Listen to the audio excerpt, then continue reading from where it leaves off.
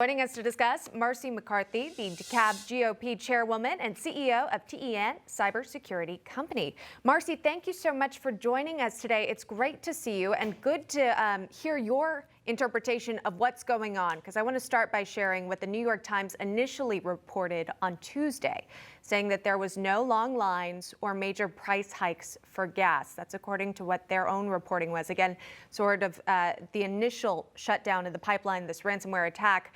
But I saw videos posted online, social media showing those long lines the same time the article came out. Tell me what you're seeing in the South right now. Well, we're absolutely seeing a gas shortage and some panic buying going on.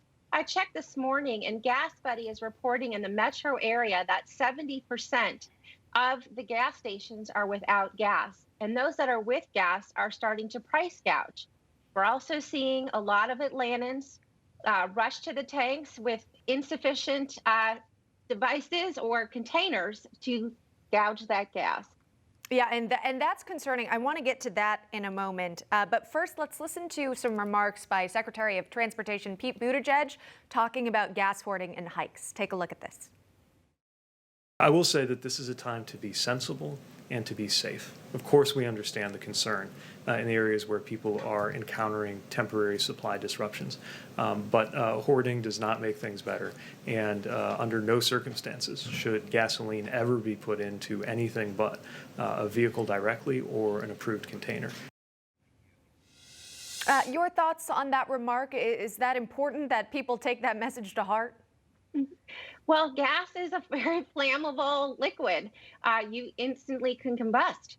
So putting it in an insufficient container, like a plastic bag or a container store container or a to-go box, things like that is completely astounding to me that someone would put their lives at risk just to have gas accessible to them.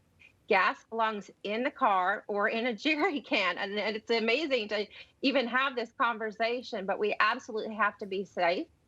Gas is a very flammable fluid. I mean, there's signage when you go to the gas station, for God's sakes, not even to use your cell phone or even, light a cigarette or any kind of flammable device. Yeah, these are some pretty common tips that we're discussing on the show. Always, of course, a good reminder, but we mention it because, as you said, that there were some reports of people who had been putting gas in plastic bags.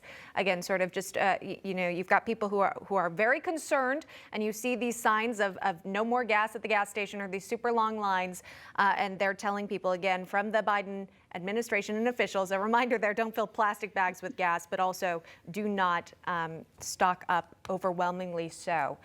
Also want to talk to you about the state of security, cybersecurity, when it comes to these pipeline companies who are being hacked. Talk to me about it. Is there some steps that should be taken to prevent a ransomware attack like this from happening again? Well, I think there's first a lot of confusion between a hack and a ransomware type of attack. First and foremost is an understanding that ransomware is holding your information and your infrastructure hostage for an actual ransom. So the hacker itself is not going inside and exfiltrating data per se. They're holding it so you, as the organization, can't get to your information, and you have to pay a ransom, usually in Bitcoin, to retrieve that information. There's many things that can be done to protect your organizations. One, and first and foremost, is to have a backup and redundancy and disaster recovery plan.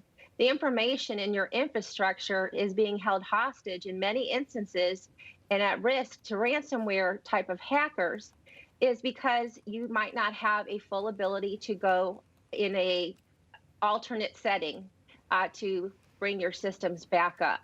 In the case here with the Colonial Pipeline hack, you have potentially, at a proactive basis, they shut everything down because they didn't necessarily know what was being compromised.